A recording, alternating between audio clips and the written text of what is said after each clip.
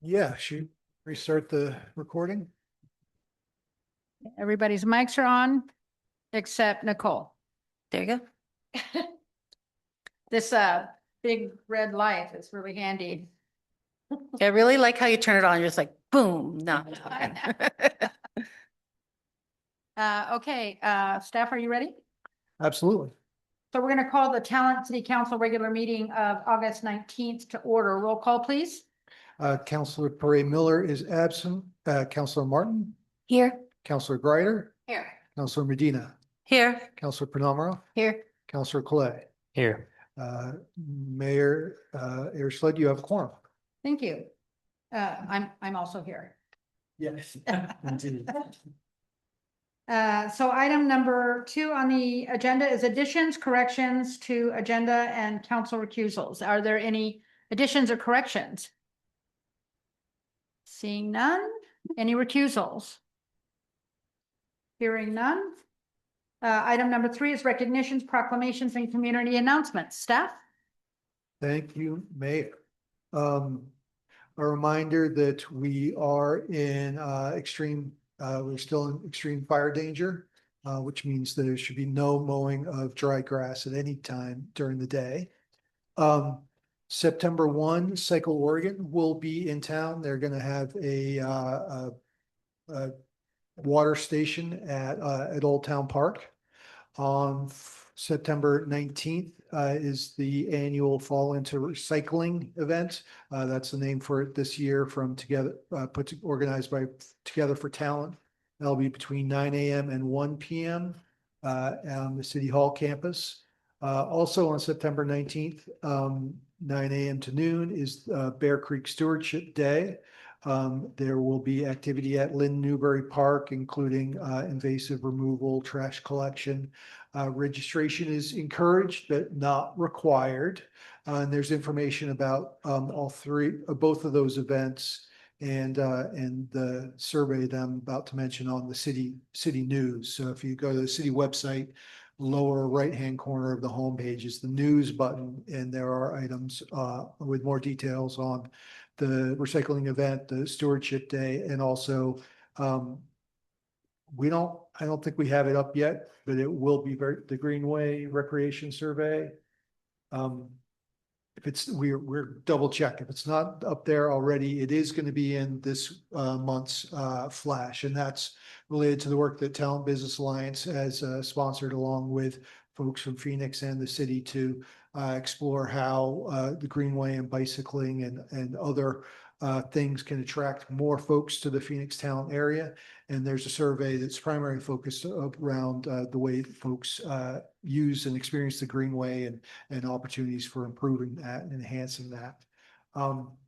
Also in the flash, you'll see an article reminding folks about how many scams online, both email and pop-ups that folks are seeing. Local residents are losing really tragic amounts of money to these kinds of things. So please share with your friends and neighbors if they get a message like that and it's somebody's expressing urgency. That's a really good sign to be careful. The chief suggested I put the non-emergency number in the flash if folks have any doubt about communication that they're getting. Police can help talk through that with folks. And we are coming up on back to school, so a reminder that fines are heightened in school zones, and we expect everybody to drive carefully and make sure our kids get to school safely. Those are the announcements. Great, good stuff. Anybody else? All right. Next item on the agenda is public testimony. I have some speaker request forms. Are there any other? Let's see, I think we check email right up to the time that we take this agenda item. So I'll give you a minute as I call on Debbie Rappaport, who will be online. And Debbie, if you'll state your name and city for the record. Okay, yes, I'm here. Hi, everybody. I'm Debbie Rappaport. I live in Talent and I have a business in Talent. So I'm here to comment regarding the ordinance updating for a public safety surcharge, which was hastily created nearing the 10 p.m. hour at the last city council meeting of August 5th. I truly believe that clear minds of the council were exhausted at that point. And with clear heads right now, tonight they may rethink their decision. I understand there are issues with finances in our city, as every city. And it's easy to compare what others charge for these fees. Our general fund has been out of balance since the 23-24 fiscal year. And I would like to see a comparison comparing the general funds of all these cities side by side, starting in the fiscal year of 23-24 through the fiscal year of 27-28 as budgeted. Since the August 5th meeting, the Rogue Valley Sewer Services bill has gone up by $6.92. That's $83 a year for me. Dear Council, I urge you to rethink this ordinance. I believe the financial problems with the city are larger than this and need to be solved differently. And I want to say thank you very much for fixing the audio. I can hear everybody great tonight. I appreciate it. Good news. Thank you. The next speaker request form I have is Don Mellon. Don, if you'll step up to the lectern and state your name and city for the record. Can I touch this thing? Yes. I'm short. Dawn Mellon, I live here in Talent, where I've lived for the past 30 years. This was kind of an agenda to the Gangness Street that's happening there, and I know that that topic's going to come up later, and I don't know if some of the things that we talked about in the last meeting are going to be addressed or not, so I'm speaking to prior to knowing whether those things are being addressed or not. So I'm not going to go into a lot of detail about the fire because I know everybody here is well aware of how traumatic an event that has been for a lot of us that have had to rebuild our homes and come back. And this particular neighborhood, Gangness, is one of the oldest neighborhoods in Talent. Our neighbors we have lived next to for 30 years, the same people. And when we went through this process of rebuilding, it's been a lot. Our neighborhood has been under construction this entire time. Just less than a month ago, that big project at the end of the street where they built 10 new houses just finished. And for the first time, I can go out in my garden in the morning and hear birds instead of nail guns and bulldozers and porta potty doors slamming shut. And I could finally feel my nervous system exhaling. And then we got a letter in the mail that we're redoing the neighborhood. And we're like, oh, great, more construction. And I'm specifically going to go into a couple of things because I could talk all night about it, and I'm not going to take your time to do that. So first of all is regarding the sidewalks and the curbs. When we were rebuilding our home, we went to the city planning department and we asked specifically what that was going to look like because our contractor wanted to know how to pour our driveway concrete.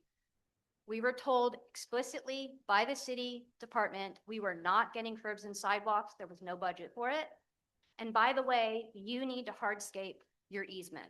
So we had to pay to pave or gravel everything from our property line to the existing street, which as a corner lot meant we spent thousands of dollars to pave and gravel all the way around the corner lot in order to get our occupancy permit to be able to move back home again. Now to learn that that's all going to be dug up and those thousands of dollars was wasted money, it's so disheartening, especially because those thousands of dollars came out of our contents money from our insurance. Instead of buying a couch and dining room chairs, we were buying gravel and paving and landscaping our lawn because we had to cover every square inch of dirt before we could get our occupancy permit to come back home again. So those inconsistencies are really difficult as somebody who's already gone through a lot of trauma and trying to come home. So, okay, we're getting curbs and sidewalks. We are told to come and give input at this meeting. We all come, we show up. They have paperwork for like 4 or 5 people. There's 40 plus of us in the room. The whole neighborhood is like, wait, let's talk about this. And one of the main concerns we have is the parking situation, because that area got rezoned, and when it was built, it was densely built. So where it used to be single family dwellings now have 3 separate properties on them. The park, no accounting for parking, and it's a nightmare. Garbage day, when the garbage cans are out there and all the cars are there, it's so jammed and it's so difficult to navigate what's already there. And to hear that we want to take that space away, a lot of that space away, to put in sidewalks and added green space, which we're all like, we all had to put in a certain number of trees and bushes and landscaping and all of this stuff to come back home. And personally, we spent tens of thousands of dollars to create a food forest, and we put in fruit trees and a beautiful garden and pollinator friendly plants and everything to build back an ecosystem. So now to have like trees across our property line and have green space put in, it's devastating. That's devastating to think about all of that changing. For green space that, to be honest, I think we all know in Talent what that means, is actually brown space. If you look at all of the green space in Talent, it's dead weeds because we live in drought. We live in an area that's stricken by drought, and our city does not have the budget to pay people to upkeep all of this property. So to have this, okay, so to have this process, to be asked to come and give our input, to show up and give our input, and then see the follow-up recommendations where basically it's all a bunch of gaslighting and trying to tell us why we're wrong. It's been a slap in the face as someone who's paid taxes in the city for 30 years and worked so hard to come back to. And it's been rough. I heard the words spoken to me at the last meeting that I needed to care more about the good of the city than the good of our neighborhood. And that is devastating.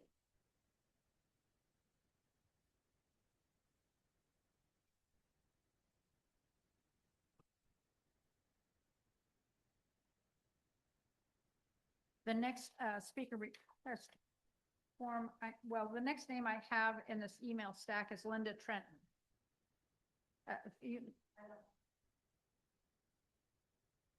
Okay. Do we have a speaker request form for Michael Biggs? Yeah. So if you'll just state your name and city for the record. I'm Michael Biggs.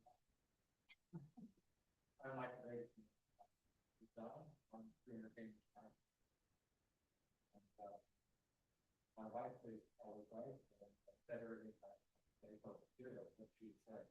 The only thing I want to happen is, I think we all know in this room the devastation of the fire. I don't know how many people lost from home. So that's certainly what I'm talking about.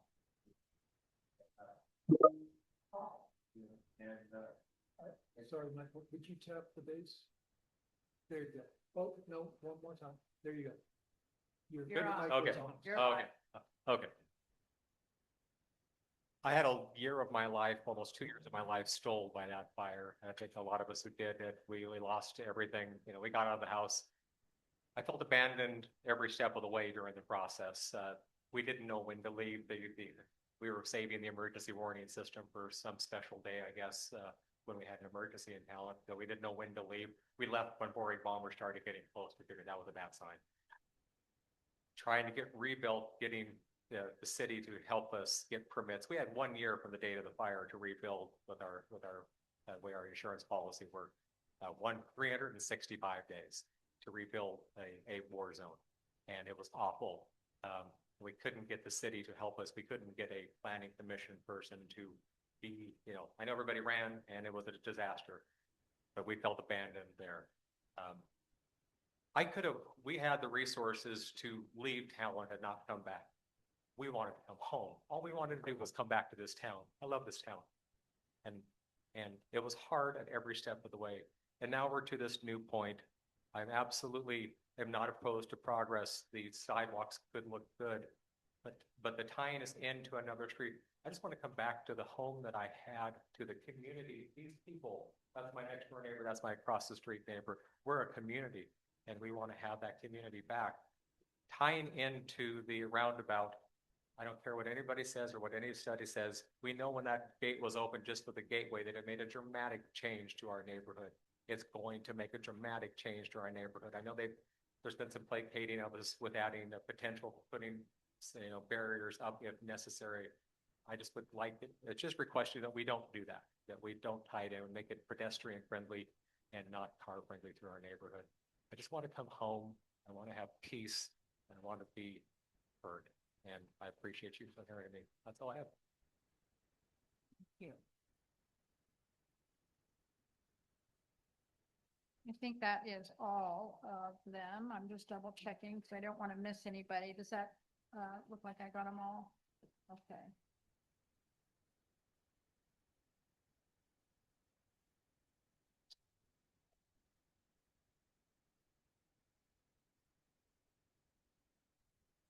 The next item on the agenda is item number 5, city manager and department reports. Staff?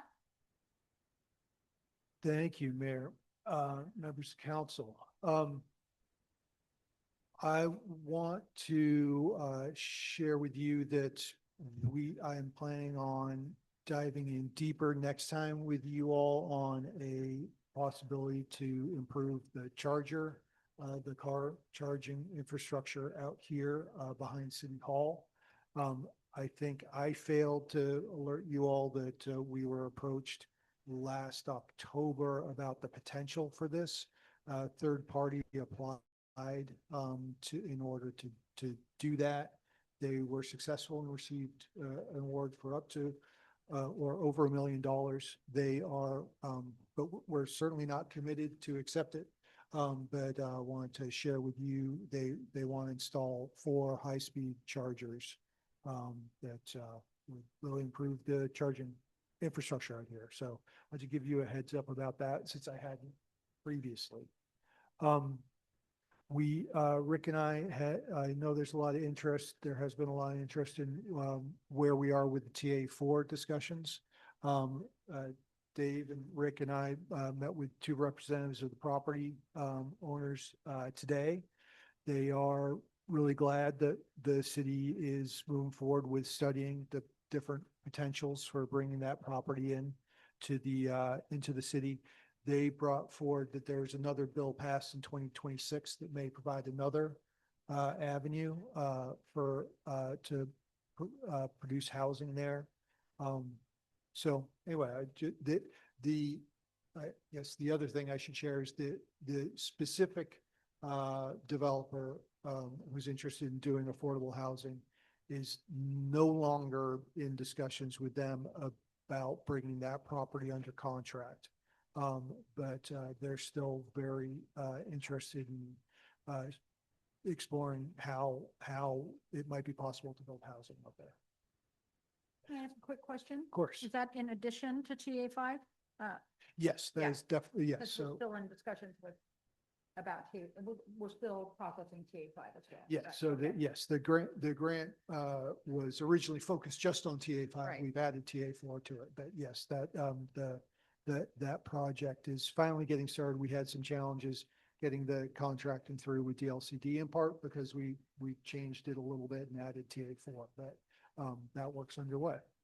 I'll share with you all, both Dave and I have been doing searching for replacement for his services. I have, I think, at least 1 or 2 options to present to you on September 2nd to move forward. On a similar note, we're going to be signing a services agreement for about I think the estimate was about $5,000 to do so, to hire a coverage attorney. who could consider whether we have the right answer from CIS about their denial of coverage for the TBI lawsuit. Dave, based on the investigation he's done with some folks who really know, a former CIS employee who really knows this area, we think that we may be able to make a strong case that that was an incorrect determination on their part. I shared with you all an email that the election filing period is closed. So I will be and received confirmation from county elections that all those folks, the last few, had the signatures were approved. So the city will be publishing the slate of candidates very shortly. And those were the key things I wanted to share with you. I have a quick procedural question and then so for the presentation on September 2nd of city attorneys, will those my experience is that in the past that the attorneys are appointments. Is that for the purpose of appointment? Correct. That's yes, but Okay. city council directly appoints the city attorney. Okay. Yeah. Council Brenner? And that you would share more information with us at a later date about the charging station Oh, or? absolutely. Yes, I'll bring a staff report and yes, and schematic. There are a couple options about where the spaces could be.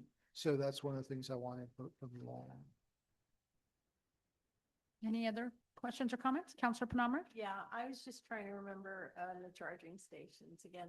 Are the ones that we have, are those free to the public to just come up and use, or is there some sort of? No, there's a charge for all.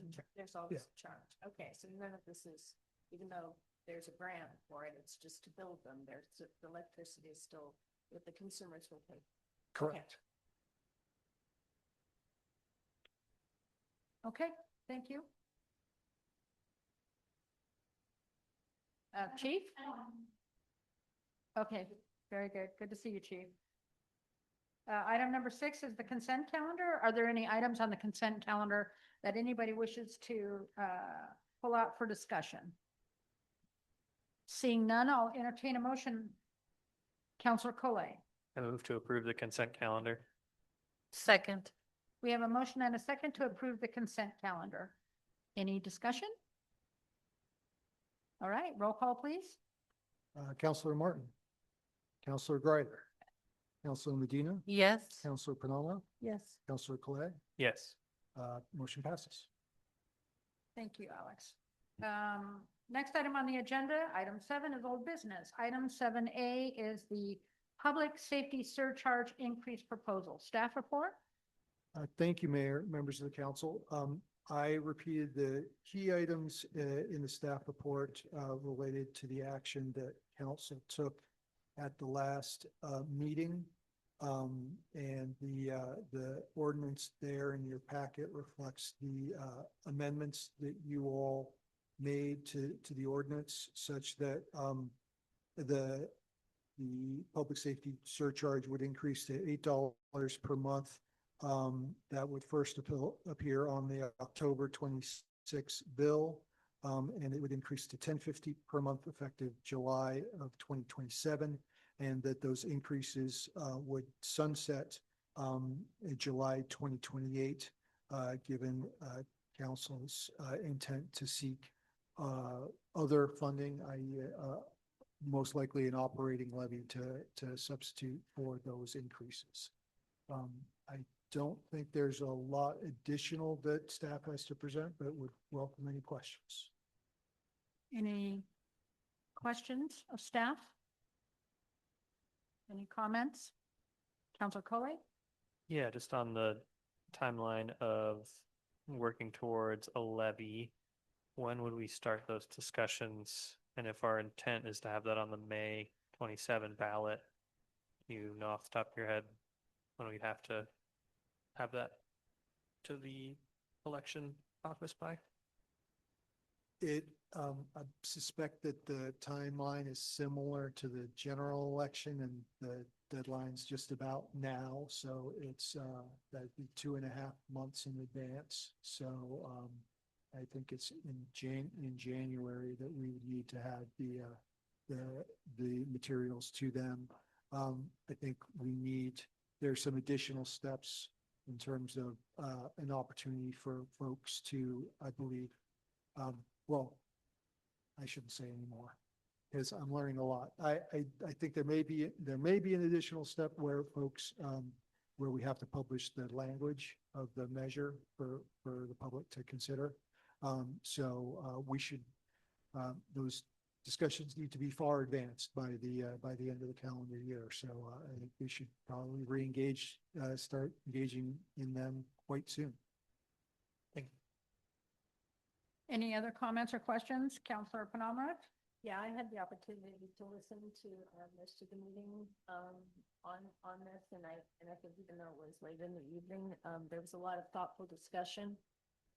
Probably the late night decisions was really just to reduce, it sounded like to reduce the fee in the short term, and then just to have it step up more gradually so it would be less of a hit on our residents, and I certainly do appreciate that.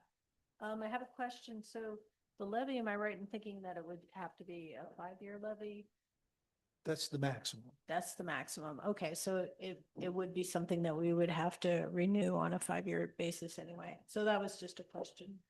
Clarified. Thank you. Great. Any other questions or comments? Yeah, I just want to also add, I appreciate all of the input that we've gotten on this issue in the many, many meetings that we've had since January, really, since the whole budget process started, and all of the study session.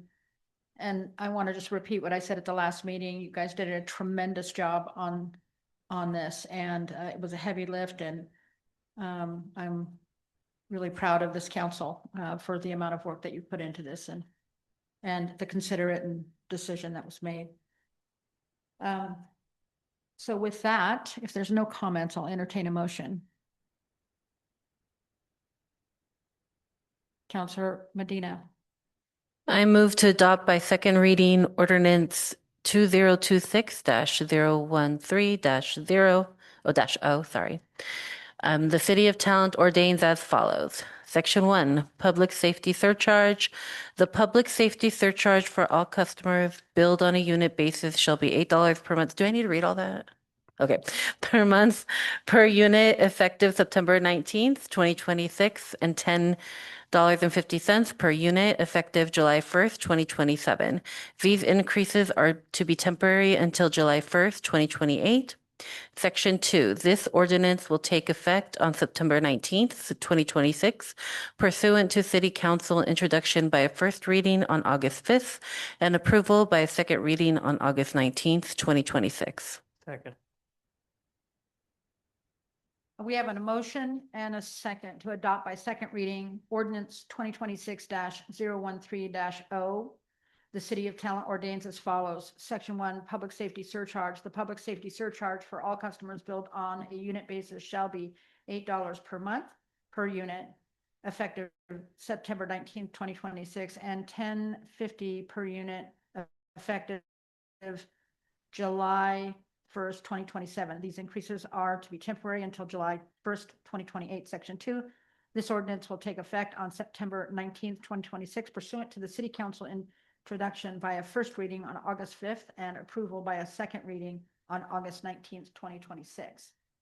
Any further discussion? Seeing none, roll call, please. Counselor Martin, Yes. Counselor Greider, Yes. Counselor Medina, Yes. Counselor Penamara, Yes. Counselor Clay. Yes. Motion passes. All right, the next item on the agenda is item number 7B, rezone Oak Valley subdivision. Staff. Thank you, Mayor and Council. I'll pass it to Community Development Director Rick Zilstra. Thank you. Mayor, Council, in front of you today is second reading for the ordinance 2026 for a zoning, I'm sorry, for a comprehensive map change, followed by ordinance 2026-011-0 for a rezone to match the zoning change we just approved. I don't have a lot of details unless you have questions. Any questions? Staff? I'll entertain a motion. Counselor Collet? Just to clarify before I read them, suggested motion 1 and 2 on page 22 is what you're looking for? Yes, suggested motion number 1, then after that, suggested motion number 2, please. Great. I move to adopt by second reading ordinance 2026-010-0. The City of Talent ordains as follows. Section 1, map designation change. The comprehensive plan designation of properties located within the Oak Valley subdivision as shown on the map labeled as Exhibit A and listed tax lots listed in Exhibit B attached are hereby changed from residential high density RHD to residential medium density RMD. Section 2, this ordinance will take effect on September 20th, 2026 pursuant to City Council introduction by a first reading on August 5th and approval by a second reading on August 19th, 2026. Second. We have a motion and a second to adopt by a second reading ordinance 2026-010-0. The City of Talent ordains as follows. Section 1, map designation change. The comprehensive plan designation of properties located within the Oak Valley subdivision as shown on the map labeled as Exhibit A and listed tax lots listed in Exhibit B attached are hereby changed from residential high density to residential medium density. Section 2, this ordinance will take effect on September 20th, 2026 pursuant to City Council introduction by a first reading on August 5th and approval by a second reading on August 19th, 2026. Any discussion? Roll call, please. Counselor Martin, Yes. Counselor Greider, Yeah. Counselor Medina, Yes. Counselor Prenumera, Yes. Counselor Clay. Yes. Motion passes. Thank you. I'll entertain a second motion. Counselor Collet? You did so well. I'll read another one. I move to adopt by a second reading ordinance 2026-011-0. The City of Talent ordains as follows. Section 1, zoning map change. The zoning of properties located within the Oak Valley subdivision as shown on the map labeled as Exhibit A and listed tax lots listed in Exhibit B attached is hereby changed from high density residential RHD to medium density residential RMD. Section 2, this ordinance will take effect on September 19th, 2026 pursuant to City Council introduction by a first reading on August 5th and approval by a second reading on August 19th, 2026. Second. We have a motion and a second to adopt by second reading ordinance 2026-011-0. The City of Talent ordains as follows. Section 1, zoning and map change. A zoning of properties located within Oak Valley subdivision as shown on the map labeled as Exhibit A and listed tax lots listed in Exhibit B attached is hereby changed from high density residential to medium density residential. Section 2, this ordinance will take effect on September 19th, 2026 pursuant to City Council introduction by a first reading on August 5th, and approval by a second reading on August 19, 2026. Any discussion? Roll call? Counselor Martin, Yes. Counselor Greider, Yeah. Counselor Medina, Yes. Counselor Prenumera, Yes. Counselor Clay. Yes. Motion passes. Thank you, Alex. Item 7C is Pier Infrastructure Project Design Update. Staff? Thank you, Mayor and members of council. I think there were several items that were particularly of interest to council the last time we discussed this project. Since that time, we staff have revised several things and also had additional discussion with the neighbors. So I wanted to bring back to you all where we're proposing changes to what we shared with you previously.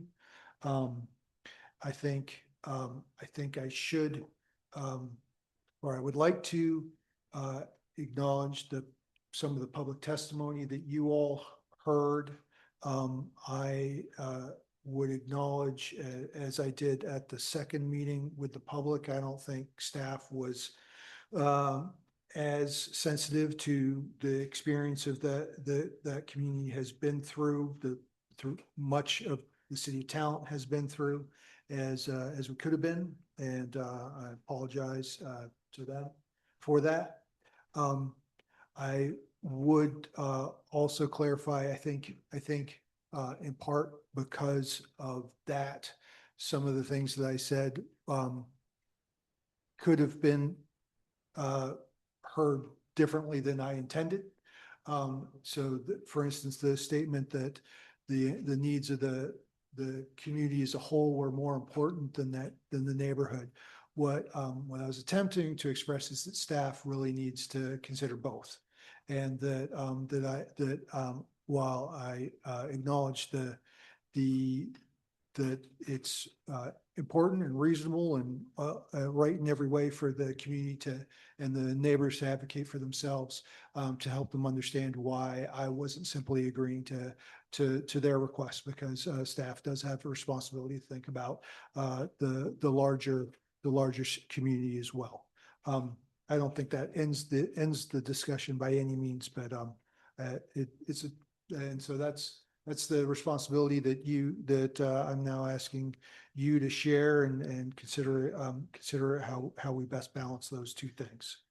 So not related necessarily to Gangness itself is the question of whether we should have a separated bike lane on the new street coming off the Rotary.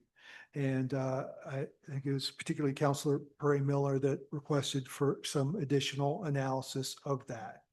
I think they're really, Rick and I I had a good discussion about this just yesterday, but we've also engaged the engineer. If we think about this street as a local access street and primarily being for access to the gateway site, I think that having shared bike and auto traffic really makes a lot of sense. If you think of yourself as a bicyclist coming off the Rotary onto that new street, if you're wanting to enter the gateway site, being over in the bike lane, you've got to cross 2 lanes of traffic. Whereas if you're already out in the street, you're expected to be out in the street, you're only crossing 1 lane of traffic. This portion of the street, we're also anticipating eventually being the first leg of the Wagner extension. And if you've got a lot of through bicycle traffic and even prior to the establishment of the Wagner extension, I think there is likely to be some, through bicycle traffic going into the Gangness neighborhood. If you're moving through, it's probably preferable as a bicyclist to be in your own bike lane. So I don't think there's a slam dunk answer one way or the other, what the right approach is. I think staff still feel that that a shared lane, making sure that we've got enough right of way that we could convert to bike lanes in the future if and when it does become more of a collector function, is the right way to go. But so that's what we're considering, is having enough curb width for the straight section of that road to add bike lanes in the future when the Wagner extension is made, but to plan on not striping those as separated bike lanes to start with. And just to remind you, there are no bike lanes on the Rotary. So anybody coming off the Rotary is already in a shared traffic condition with cars. Why don't I stop there and see if there are questions or concerns about that piece? Counselor Penamrev? Thanks. Yeah, just looking at this, I think I'm following your logic and I think it makes a lot of sense. When I think about in residential areas like this and bicycles and cars being together, I automatically start thinking about traffic calming. And I'm wondering what is the speed limit, expected speed limit there? And, are there ways that we can make sure that people do drive slowly? Thank you for the question. So, I'm confident that we would make Gangness 20 miles an hour. There's a new state law that allows the city to do that. Otherwise, right, typically, anyway, there's a new law that clearly applies in Gangness. Given the limited number of driveways on the new street, I'm not sure whether we'd be able to go down to 20 or whether it'd be 25 miles an hour. But the entrance coming off the rotary itself is tightly necked down. And there's also, we introduced the curve in order to slow traffic. We're not proposing speed tables or anything like that, but the road is certainly being designed to be a low speed local street. Thank you. Any other questions? Counselor Coley? Yeah, I think it makes sense to have shared traffic on that street, given that it's so small and there's going to be parking infrastructure on it, correct? On both sides? There would be on-street parking, yes, on both sides. So we're talking sidewalk, park row, parking, 2 travel lanes. Correct.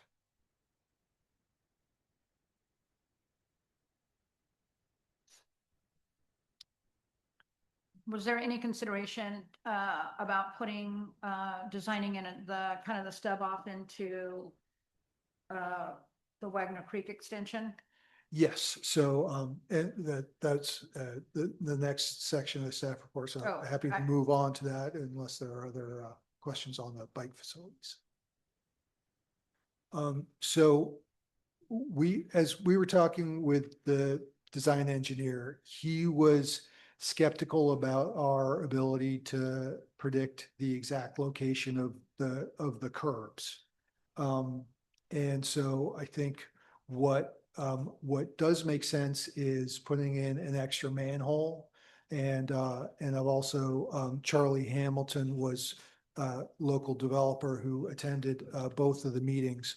And Charlie's got some thoughts about how we could connect the underground, make the new connections of the underground infrastructure more, easier. But we're not currently proposing to stub a roadway that would create a gap in the sidewalk and would be so. It's got some downsides as well as some plus sides, and given that we could also end up putting it in the wrong place and having to rebuild it anyway, we're not currently proposed to stop the roadway. Any other comments? Counselor Coley? Yeah, just on this part of the street, since it's going through the existing gateway site, I think I've asked this before. At what point will we kind of know the exact schematic and what of the remaining trees that are there are going to be able to stay? And that discussion, the Urban Forestry Committee is gonna be curious about that plan. It looks like there's a great park road along the street, but I don't know what's actually going to fit in that space with the sidewalk. Is there potential to curve the sidewalk if there's a perfectly happy existing tree there? Those kind of questions, what I have and what they'll have too. Great. Yeah. I think for this part of the site, the backside of the site, now is the perfect time. We're at about 60% design and hoping to get to 100% design over the next month or so. So now would be a perfect time to engage in that and visit the Urban Forestry. Thank you. Any other questions or comments?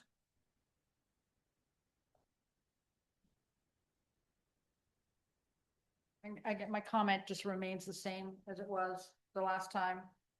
I feel like this traffic pattern is solving it goes beyond what I think, what, at least I understood the project to begin with, and I mean, it's I think it's trying to solve, we've talked about this so many times over the years, and it's trying to solve a problem that the Wagner Creek extension is meant to solve. I don't think it's, this extent is necessary, and those are my comments. I just don't support this project. Councilor Greider? I don't know that this is the appropriate time, but I do really want to thank Dawn and Michael for speaking, and I have a real soft spot in my heart for fire survivors and working with them quite closely for years after the fire. And I think there is a tendency this far along to forget some of that. So I really appreciate you bringing that to us and sharing. Thank you. Councilor Coley? Yeah, just for some clarification, Mayor, are you, because we haven't gotten yet to the point about how this connects with Gangness or doesn't. So when you're referencing the street in the Gateway site, are you saying you had just envisioned it never continuing past the spot of Wagner? Like it would curve into there, but didn't go the extra third of its length to the south at all? Are you asking me? Yes, I'm asking you. Sorry. What your objection so- is to this specific part of I'm it? sorry, I thought you were Yeah. talking to staff, so No. repeat the question? Yeah, what part of this is objectionable to you? Is it The connection from the roundabout to Gangness. I think this is creating a traffic pattern that I think is going to be a mistake. And those are just based on, studies that we had done previously and declined this design. So maybe I'm stuck in the past, but that's just my one opinion. Originally, I think there was a design that took it down to the highway. But there's also constraints there where you can only turn right, not turn left, because of the median. So to me, there's a difference. The significant difference is really just the two-way accessibility. And while that might be good for Gangness to be able to, the Gangness neighborhood to be able to access it, I feel like it's going to cause traffic patterns into Gangness. But like I said, I could be stuck in previous discussions. Councilor Medina? I share the same sentiments just because I've been really pondering this as I drive by there all the time. And I realized the other day that Renaissance Flats is right there and Shady Brook and that little neighborhood right there by the bridge. It's gonna be really easy to cut through Gangness no matter how slow it is. I feel like that's gonna create a lot of traffic. And so I do have the same reservations. I don't feel like this is the best design at all. But yeah. Councilor Collet? Yeah, I guess I might have a misunderstanding, but I wasn't under the impression we had gotten to the point where we were talking about whether or not this street connects to Gangness yet. We were still just talking about the design of the street on the Gateway site. So that was what my question was to you, Mayor. Oh, I'm not. I'm sorry, I'm just going off of the Okay. plan drawing here, so Gotcha. where it does connect. So the gate is right, the gate, the fence into Gangness is right here. Yeah. Councilor, I'm sorry. Thought I saw your hand. Councilor Martin? Thank you. Yeah, I had a similar experience as Councilor Medina the other day driving by. And then I was driving in Medford, and there's a couple new roundabouts that are built in Medford off of like Ross Anley area. And they feel bigger, they feel more spacious. I was thinking the same thing about the other units and the influx of people in that area, and how having that pass through into Gangness is going to just encourage so much more attention and traffic around the roundabout, and how already it kind of feels like people struggle to know how to use roundabouts well. I see the potential for accidents if we're welcoming families into these new units that are going to have children, if there's bikes with no bike lanes.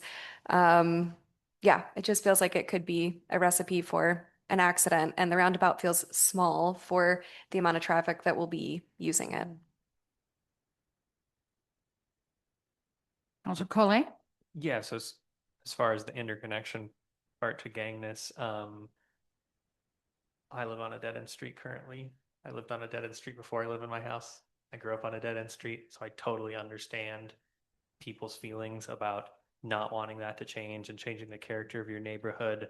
My question too is like, I understand from the 10,000-foot view of, proper planning perspective that dead end streets are not great and they reduce connection and a connection is better.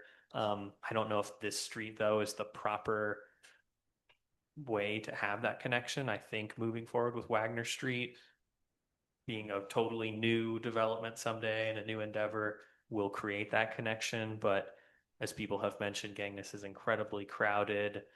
We haven't even gotten to talking about what is actually going to happen on Gangness yet as far as street design. And I'd just be really concerned about introducing non-local traffic to that specific area. I was a little surprised too to see the numbers. I'm reading under section 3. It talks about local streets expecting to carry less than 1,500 vehicle trips per day, and skinny streets being 850 vehicle trips per day. I'm not a traffic engineer. I have not done the analysis of how many trips Gangness itself generates per day, but just reading those numbers, it sounds like a lot. And I imagine that a resident of Gangness would read that and say, 1,500 vehicle trips past my house a day. Oh my God.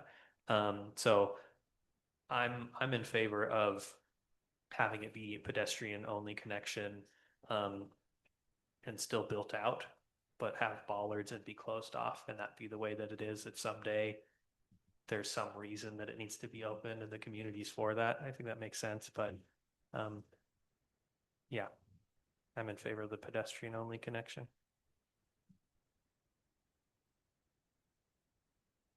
Counselor Martin? As it pertains to the rest of the Gateway project, is it expected for there to be parking on each of those streets? I don't know if they would be considered streets, but is the only parking that will be designed on that connector, or there'll be parking in between? I'm not totally sure I'm tracking your question. So there's intended to be on-street parking for that new street. There assuredly the developer for that site would want to have some parking on site as well. But I'm not sure. Sorry, yeah, if I wasn't clear, I apologize. You did answer my question, yeah. Because I'm also just thinking about, yeah, like the cars coming in and leaving the Gateway, with that like one-way turn on one side and just like the traffic flow and parking. And I guess mostly just curious about how many people are expected to be in and out. Like, yeah, 1,500 does sound like a lot, and how much parking is available, and yeah, just like how all the math works out.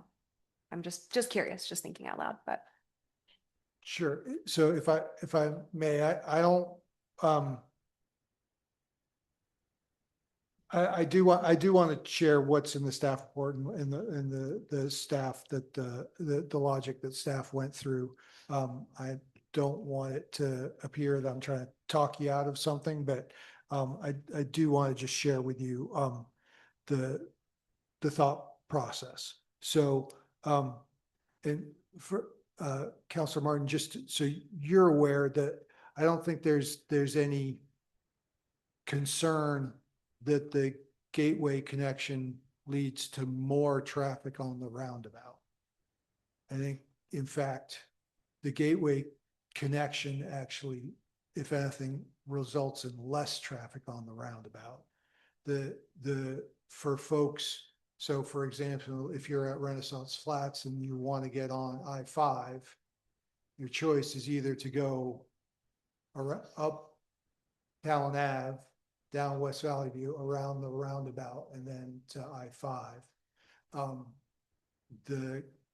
Or if you are, so anyway, I don't think there's, I don't see the traffic pattern that this would result in more trips going around the roundabout. I think there may even be a few that avoid the roundabout by going through this connection. That's not to say that there isn't the issue that you all were talking about the potential for folks, you know, who live on Talon Ave, on the other side of Talon Ave, this being an attractive way to get onto 99 South. I think it's more likely that, well, I think most of those trips would probably turn right on Talon Ave and go out Rapp Road rather than through this neighborhood. I think there are certainly folks who do want to make the movement that I was talking about to go out to I-5, may choose to take this route through Gangness rather than going up Talon Ave to West Valley View and then around the roundabout and out that way. So just to clarify, I think what the issue is, I think it's primarily about traffic on Gangness. In terms of where those numbers, you know, are those numbers surprising? I think the reality is, that's the wrong way to put it. Our transportation system plan does envision local streets can carry a fair amount of traffic. That's part of, yeah, that's where the numbers came from. I chose to, I think, use the lowest numbers that I could justify. So one way you could look at this is that if there was 1,500 trips on any part of Gangness, that would be excessive. What we're suggesting is looking at the connection, no matter which way they come up Gangness, we should count them towards that 1,500. Yeah, I certainly think there isn't a decision here that locks future Talontonians in either way. So I don't think this is this isn't a answer that has to answer the question forever. So I don't think the stakes are that high. I would clarify in terms of the purpose of the street. Well, sorry, that could be misinterpreted. I just meant that we're not locked in forever.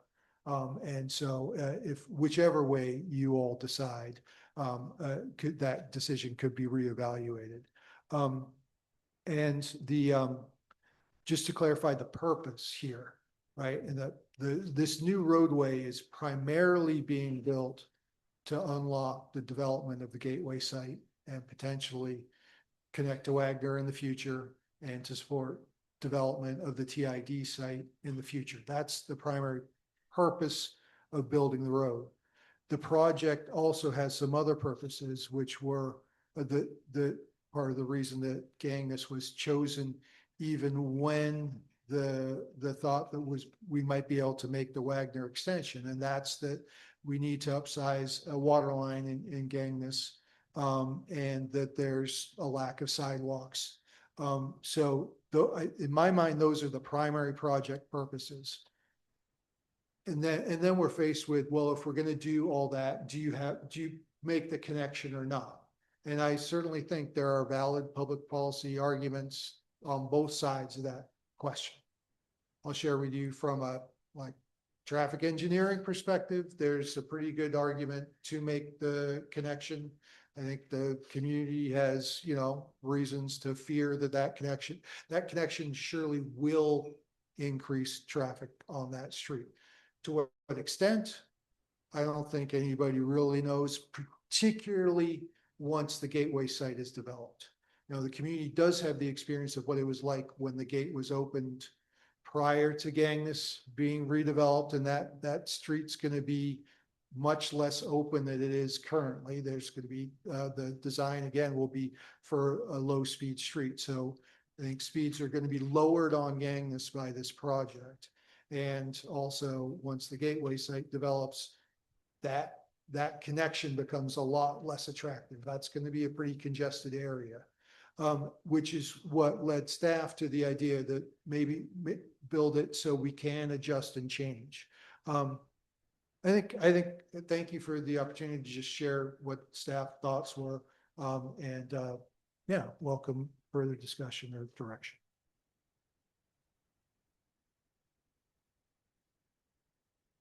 Thank you also for explaining that, Alex. Context matters. Counselor Penamarath? Thank you. Yeah, I what you're saying, and I am supportive. This design is also a lot of problems. I just want to say, if we're talking about I think your mic may have got turned off. Counselor. Okay, so I just wanted to add that, anecdotally, I live in that area and I always take RAP. I won't go through anybody's, through the rest of the city. It's just, things just slow me down. Whereas going through RAP, even if I'm going to get on the freeway, is the easier, faster route, for cars. Anyway, that's just my, anecdotal experience to add to the mix. I do like the idea that staff has created the idea of having those pylons there to stop cars from using it as a throughway, if I understood the report correctly. The staff recommendation is that we place removable bollards so that if it's not functioning as a local street, exactly where you draw that line is another question. That we then close it. But that you also have the ability to leave it open if it is functioning as a local street. So, yeah. Yeah, to follow up, so even if that connection is closed, having that street solves a lot of problems. It sounds like what you Absolutely, said, yeah, I am water and other certainly not things. saying that this project doesn't have significant benefits without that connection. I think that connection is something that we could do. The traffic engineering perspective would suggest that it's something that we should do since we've got this opportunity, but by no means is the project not worthwhile without having that auto connection. So I'll just close, because you're asking for direction. I don't know if there's going to be a motion or anything, but I'm supportive of the staff approach on this. Counselor Martin? Yeah, I think that all makes sense. I like the idea of being able to open or close it based on kind of situationally what could happen, because like you said, Alex, there's not really a way to know what might happen.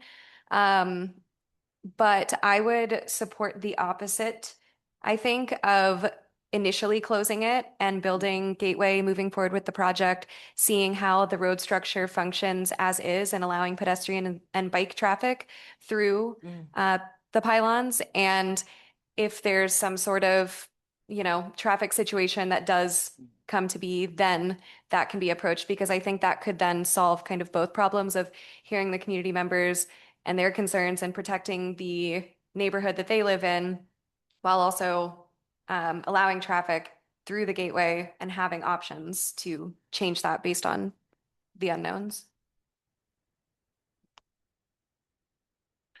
If I could just clarify, I think the suggestion is. So I think what staff were suggesting to build it so it's convertible. We would initially open it. If it's not functioning as intended, we would close it. I think that what this maybe, and this may not have been explicit in the staff recommendation. I think if we closed it and then something significant changed, i.e. the gateway site got developed or the Wagner connection was made, we would try opening it again and seeing what the function is and then close it if it's not working properly. What I heard your suggestion being is build it so it's convertible, but start with it closed and wait until there's some change in condition that might suggest that we should try opening. Counselor Collet? Yeah, that's my suggestion too, is build it convertible and keep it close to start. I'm still not, other than like just the general idea of having more connectivity, I'm not really understanding like having that connection be open, what problem it solves and who it actually serves. Like I get that someone who's living along Talent Ave near there could get to the roundabout slightly quicker, or could get, once Gateway's developed, they could go through Gangness, through Gateway, and right onto 99 slightly quicker than they could go either down to Rapid onto 99 or up to the roundabout in the normal way. So I'm just not seeing like an urgent need to have it be open. I understand the connectivity talk, but I think having it be convertible and keeping it closed, especially too, since I was not able to attend the Gangness community meeting, but I was at the traffic meeting beforehand, and the residents that were there, I haven't heard Gangness residents yet advocate for it to be open or have them want connection. If there was half the Gangness residents saying we want connection to the Gateway, and maybe once it's developed, that'll be the case. Who knows? But right now, I'm not hearing a compelling reason from the residents that they want that connection other than bike ped, which I think is reasonable. Counselor Greider? Yeah, I would say, I'd be inclined of the options to also go with that scenario where it begins closed. I'm concerned about the possible changes of measurable impact situation without knowing what is the measure, like what are those metrics and how or who makes that decision. And I'm sensitive to the fact that that neighborhood has been through a lot, and I would hate for them to have to continue to come and advocate. And I guess I just, without having clarification around what is measurable impact and who makes those decisions, I want to be sensitive to kind of the burden that could possibly put on them to be continually sort of dealing with this process. So I think that helps to begin with it closed, but then also how are we measuring impact that it's needed to be opened? So yeah, questions about that, but I don't know, I expect you to have those answers right now, but. Well, if I could, Sure. so, I may have used that term, but I think there are two different concepts. One is if what staff's proposal is, if it's ever functioning not like a local street, and there, I think, some fairly objective measures in the transportation system plan, they might not be the right ones. You might question that, but I think that's a good place to start. You'd close the street. And then what I was saying is when you have a significant change to the traffic pattern or development pattern, you might open it and see, even if you discovered that it wasn't working well in one condition, you might open it and to see if it worked well in a different condition. So, i.e., that Gateway site gets developed, you make the Wagner extension connection. So major changes to the sort of surrounding area would be a time that I think you'd want to check again and see if it's how it's functioning, as it's functioning, as intended as a local street or not. I just want to point out that I see some real logic in what you just said, in that if the Wagner Street connection was completed, most of the like actual dwelling units are on the north side of the bridge. The neighborhood mentioned earlier is on the south side of the bridge. And I do agree, you probably never get them to go anywhere but RAP, because that's really a fast way out. But everybody else would likely come down Talon Avenue, take a right on the Wagner Creek extension. They don't even have to go through the roundabout. They just turn right on Valley View and out they go. And I would be hard pressed to imagine somebody coming down that street, turning right on Gangness, going through all of the neighborhoods, and then getting onto the roundabout and Valley View. That's what you just said makes the absolute most sense. And it isn't, I've talked earlier in previous meetings about the other reasons why the Wagner Creek extension is important to the overall design. But if that were what this council had in mind, I do think that that is the point at which opening that up for through traffic would benefit the Gangness neighborhood, and not create through traffic, which would to me is the downside of the whole thing.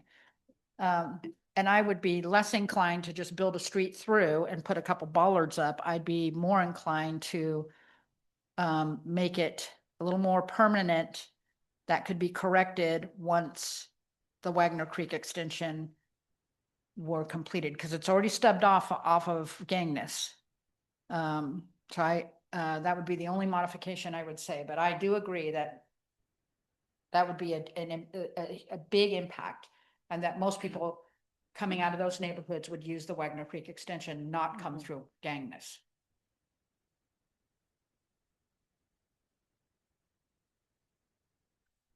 So if I may, I think I'm hearing a consensus that a convertible condition makes sense, but that your preference would be the default based on the current situation would be for it to be closed, and to wait and see if there was a major change, i.e. the Wagner extension being built. And I would suggest that I think the Gateway site being developed is also a major change. It'll make that street that abuts the Gateway site is going to be one of the busier streets in the community at that point. So I think it'd become a lot less attractive. So anyway, I think that's a consensus that I'm hearing.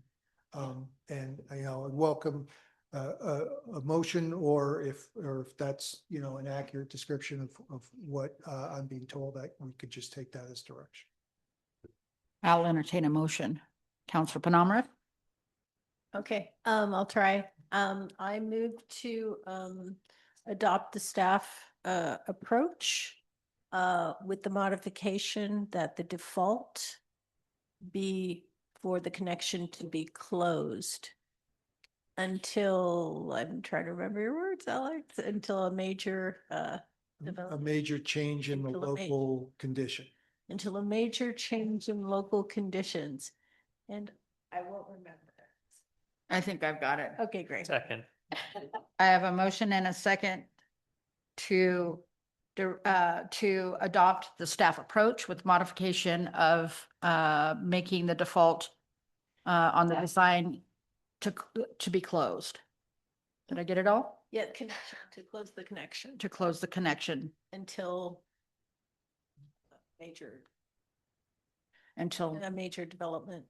I think the record probably has it at this point. Yeah. We've done well together, Councilor Bonamriff. Hey, Is there any further discussion? I would just say that if this was a split vote, which doesn't look like it's likely with 5 people here, I would vote no. Because I think that the modification of well, I don't think you specified what. Yeah, no, my answer is the same, because the modification of it being closed is different than what I would consider a more secure situation, which would be not to create the through at all, for more than pedestrian. But yeah, the likelihood of a split vote happening is a bummer for me. I never get to vote anymore. Counselor Collet? Yeah, just to try to understand your thought process there, Mayor, you're saying that having it open for pedestrian and bicycle connection makes sense, but the construction style doesn't make sense. So what you're proposing is essentially a multi-purpose path through that hole? Right. Okay. Thank you. Has staff explored that at all? I don't know that I mean, that's certainly one way you could design it. I don't know that there's, I think the difference between the two is really dollars and convenience. If it's with the mayor's approach, it would be, you'd have to spend money to open it. And if you decided, I guess closing it again, even with that approach, isn't any more difficult than the staff approach. So I think it's just more a question of some additional dollars if and when you open it. Counselor Martin and then Counselor Penamarav. Thank you. Curious. I'm sorry, could I add something to my answer? that I was Yeah. forgetting? I think what staff would recommend if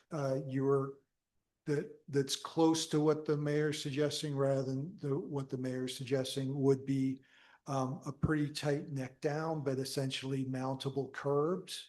So you could literally pull those bollards out if you wanted an emergency vehicle or something moving through there. So That's a yeah, very I think good point. there are shades of gray to the design. Counselor Martin. I looked for this in the packet and I might have overlooked it, so I apologize if I did, but has it been defined what it means for I don't remember your exact words, but like regularly or locally trafficked road or something like that? Yeah, so the transportation system plan says that a local street, the sort of the division between a local street and a collector street is 1,500 trips a day. Oh, that's where Um, that number comes from. Yeah, and then Okay. also there's a skinny street design, and I think one leg of Gangness meets that design. We said that's appropriate for a street up to 850 vehicles per day. And this is just an opportunity for me to point out that, right, we do intend local streets to have through trips. Question is really about scale.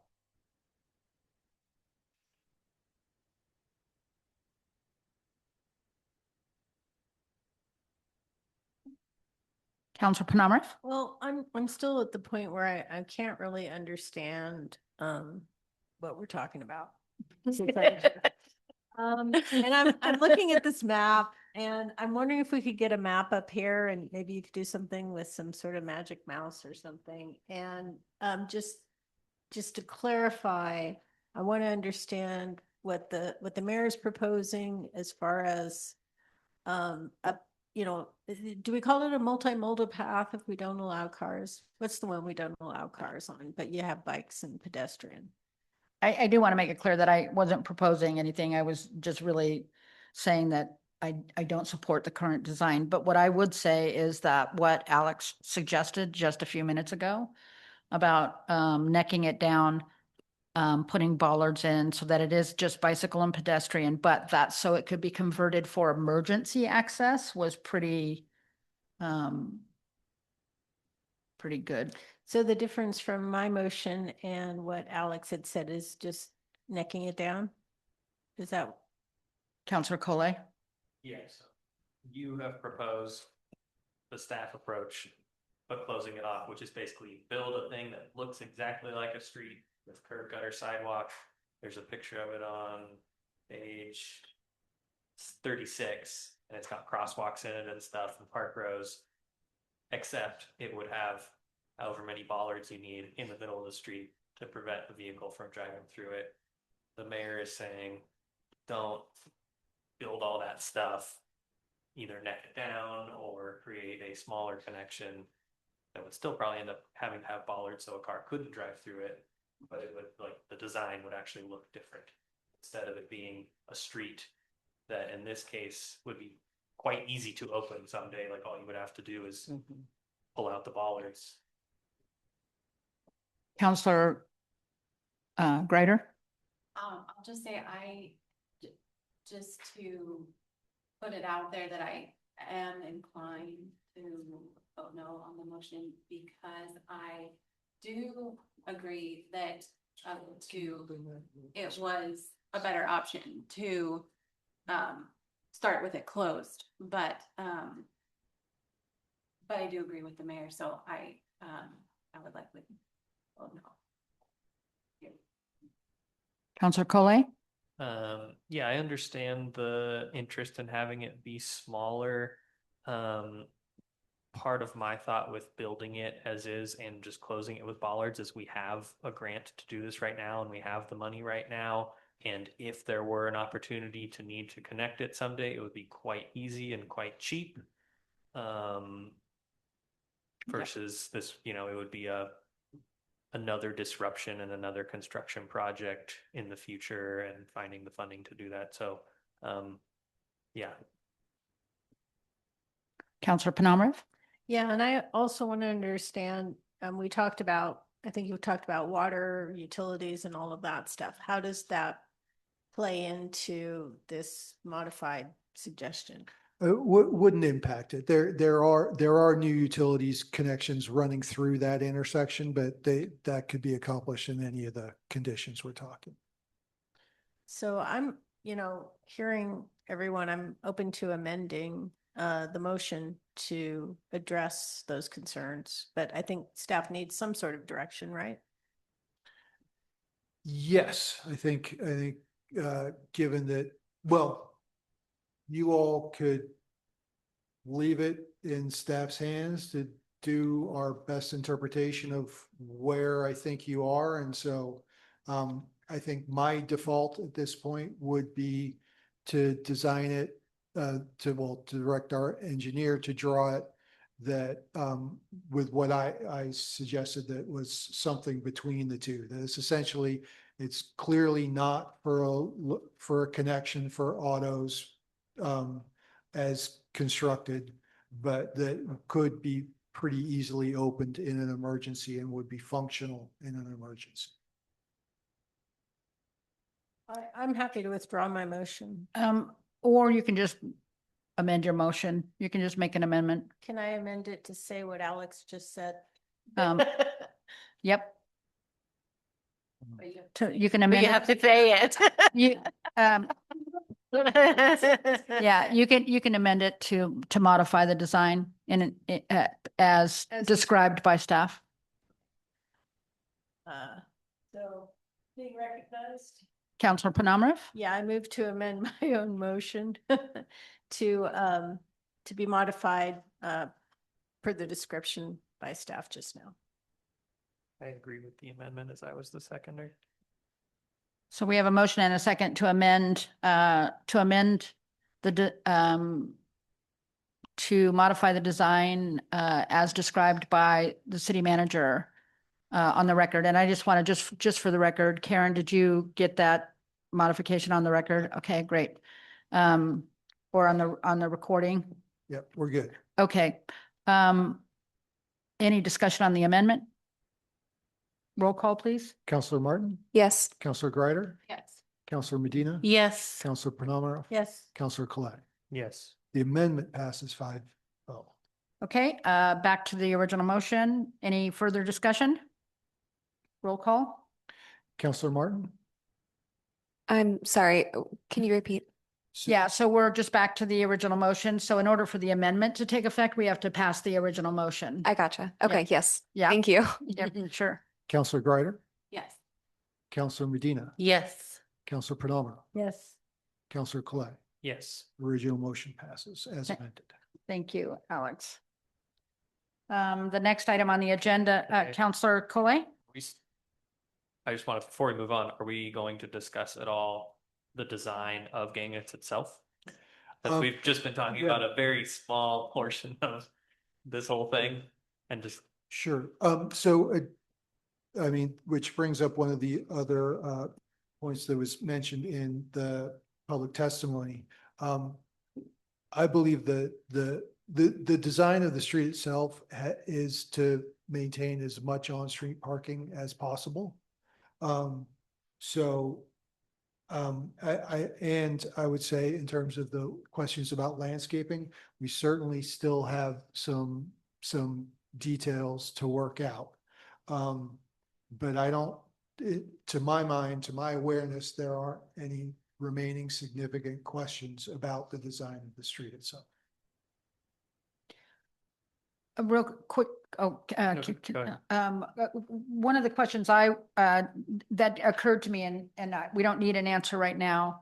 But I know that there was, even though it was described earlier that there was a zoning change, there actually wasn't a zoning change. There was a density change to the zoning that you're in. And I recognize that there was a change. But because the zone was the same, high density residential before and after the fire, it does make me wonder if this, single car garages were, if there's high density housing in there that does not have assigned parking to every unit. Are there?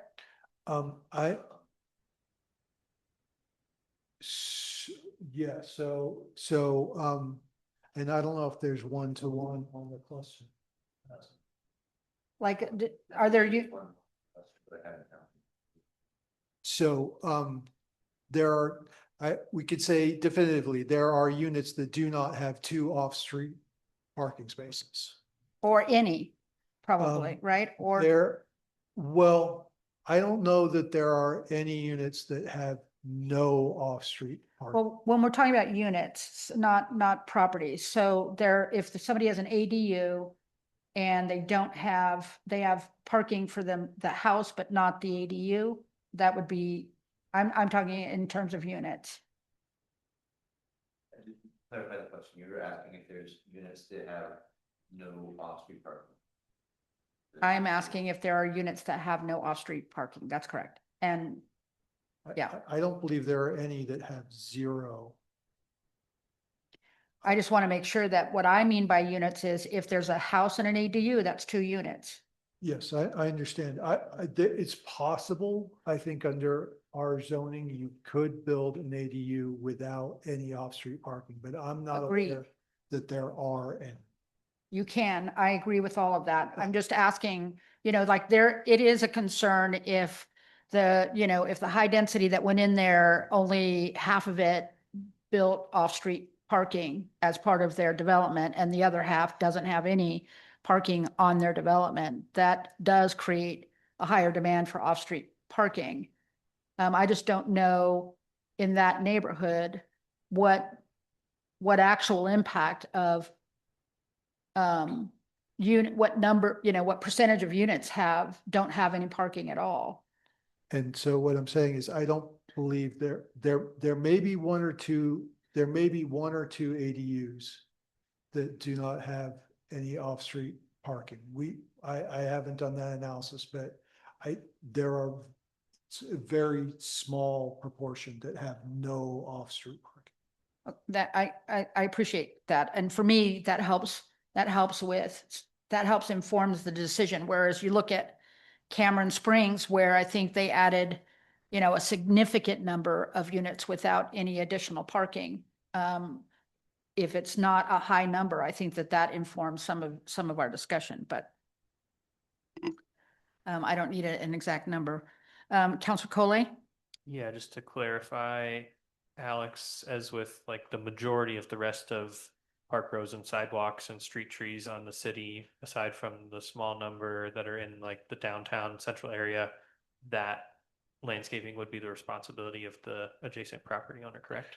That's correct under the city ordinance. And what Rick and I have been talking about is treating the city as we would treat a subdivision developer, and that is that the city would assume responsibility for the first year to make sure that the tree's established before transferring that responsibility to the property.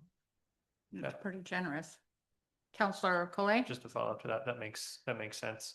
I would hope that at the bare minimum, whatever trees are planted in these park rows are on the approved street tree list, but it could be a nice gesture or a step further to consult the Urban Forestry Committee on species selection and location, because that list is really meant as allowed trees, but it could be kind to work with the property owners and see if there's something that they'd be interested in, or maybe somebody wants more, but yeah. Thank you. Yes, and I think we're, in addition to species selection, one of the things that we've been talking about is there may be folks who would prefer more of a xeriscape for the planter strip. I mean, in some places, the planter strip is performing a stormwater function, so we would want it there even if it isn't landscaped. But as I said, I think we still have quite a bit to figure out there. Yeah, do we have a design standard that calls for like that style of park row, continuous grass? And I'm assuming it has to have irrigation installed. Did it ask? I don't think there is. So the question is the type of landscaping particularly prescribed, or that would a xeriscape be consistent with what our design standards are? Close, less the type of landscaping actually growing in that, but like is that patch of dirt prescribed in some street design standards that we have? Or is it counting as somehow stormwater treatment because it's pervious surface? So a landscape strip is in our street designs, and it's for both purposes, is to separate, horizontal separation for your folks on the sidewalk from the street. And then also, well, I don't know. The TSP is old enough. I'm not sure that the stormwater function was particularly thought of at that time. Yeah, that is just one, you're jogging my memory a little bit, just thinking about what we were talking about earlier, is that especially given the fire and increased density during the rebuild, not necessarily because there was a zoning change after the fire, but because the zoning before the fire allowed that to happen after the fire destroyed people's homes and people built back denser. It might mean that some elements of our TSP are just not serving the current iteration of the community because they were forecasted for 20 years from now when that density would come in, or maybe that density would never have happened in those neighborhoods because people wouldn't have had a clean lot to rebuild on. So I'm just curious how that factors into some of these decisions if we're using TSP that's based on, I don't know when it was made, but 2015. So 5 years before. I think what I can't say with confidence is the city's not necessarily can waiver from the transportation system plan where we have good reason to do so. Mhm. Thank you.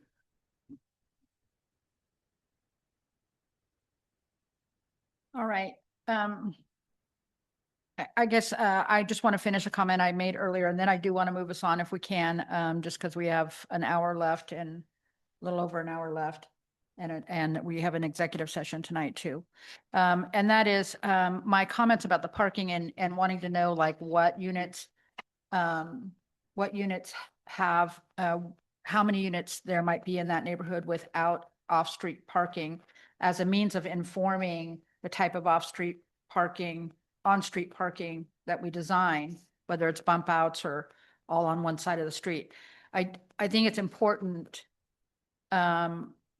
for us to bear that in mind and do minimal on-street parking, because what tends to happen is people start using their garages as storage, and then we're subsidizing storage is what it ends up being. And where those kinds of decisions can also impact, the whole design of the curbs and sidewalks. So I bring it up. I didn't make that clear. I bring it up for the purpose of like doing the minimum of on-street parking, not, on-street parking on both sides of the street kind of a thing. So I just wanted to say that. All right. The next item on are there any questions? Any additional questions before we move on? The next item on the agenda is the new business, new grant opportunities, regional infrastructure fund and reorgan tier 2 allocations. Staff? Thank you, Mayor, members of the council. So there are two recently announced grant opportunities that the city may want to pursue. One is a statewide grant that is available. It's known as the Regional Infrastructure Fund, or RIF. Each region is sort of guaranteed. So there are 11 regions, and our region is Jackson and Josephine counties. And each region is guaranteed $500,000. And so there's essentially 4.5 million of the 10 million available statewide that's more competitively allocated. The maximum grant for a capital project is $1 million. It can fund planning grants up to $250,000. Those planning grants are targeted towards projects that are infrastructure related. And the intention that the dollars be sort of closing a project gap was shared informally by the staff. This is the same program I worked on in the governor's office. And there are a number of pass-fail kind of requirements, but they are pretty broad. There's you've got to fit in one of these regional priorities, but those regional priorities span housing, production, infrastructure, community resilience, economic diversification, and natural resources and agriculture. So there will be a lot of projects put forward. It'll be very competitive money, very competitive because it's really good money to have. It has relatively few strings and it's relatively flexible. So projects, so it'll be very competitive. And I'll want to, yeah, I should stop there if there are questions about that opportunity. Or Does staff have any suggestions or recommendations of things that we already have in our plans that would be considered close to shovel ready kind of a thing? One project that I think would very likely be or has a really good chance of being successful would be to do some planning for the infrastructure needed for TA4 and TA5. So that's infrastructure oriented planning. It's related to housing production. And we could, because of the way there are these multiple, there's the 500,000 that you're guaranteed in the region, and then the statewide competition, putting forward a fairly small ask that could fit depending upon how the puzzle pieces work, has a pretty good chance of being successful.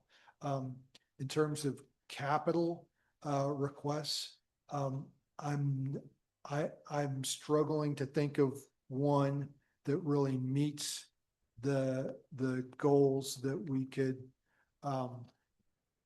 argue is the last money in. I keep trying to squint at this and say historic town hall could work, but I think that's really unlikely to be successful. Where when I think about best and highest use, I think you nailed it with just moving us closer to the TA4 and TA5. Any thoughts from Councilor Collet? Yeah, I agree on that.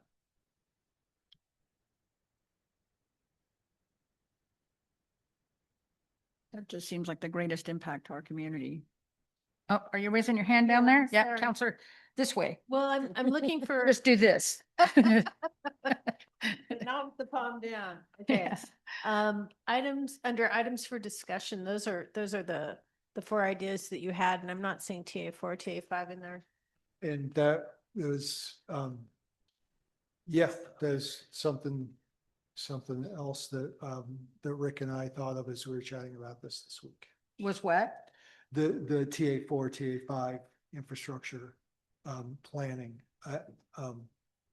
So I did not list that as in those items for discussion. I mean, fits under the possible RIF requests, I think. Oh, and I even thought that was actually for the peer discussion, but That's fine. yeah. But I did Oh, see sorry, we're possible not RIF there? request I thought we in were there there. as well. Do you need any direction from staff about which way to head for as far as I am concerned, we're still on So the, as far as RIF goes, RIF. with the timeframe, I would, if, I would be bringing back a resolution. They're not due until mid-September. So my plan would be to come back with a resolution support for the actual ask for for regional infrastructure. for regional infrastructure for the TA4 and TA5 project? Yes, or something else if, you know, there's something else that you all suggest or that you have a brilliant idea between now and then and want to present as an alternative. So you would be presenting that to us the first meeting of September. Correct. Got it. So everybody has an opportunity because we don't have any more meetings until then. So everybody has an opportunity to suggest ideas to you through email. Yeah, absolutely. Okay. The more time-sensitive one is the ReOregon Tier 2. So ReOregon is the larger program at Oregon Housing and Community Services that includes PEER, that is funding the infrastructure project that we've been talking about tonight. They are making $5 million additional dollars available in Jackson County. There are all the sort of same limitations on what is eligible for CDBG, but you all aren't super familiar. Not all of you are intimately familiar with that. The national objectives are pretty broad in terms of infrastructure. Economic development is certainly a national objective, and this money is in spirit definitely intended to support fire recovery. They don't want any new subrecipients, so given the time frame that they've got and the staffing that they've got, so this is much less competitive money. So this is, I think we've got the opportunity to make a bigger ask, but it's more restricted in the kinds of things that we could ask for. The director of TVA contacted me today and asked, is it crazy to think about taking another run at a business incubator with these dollars?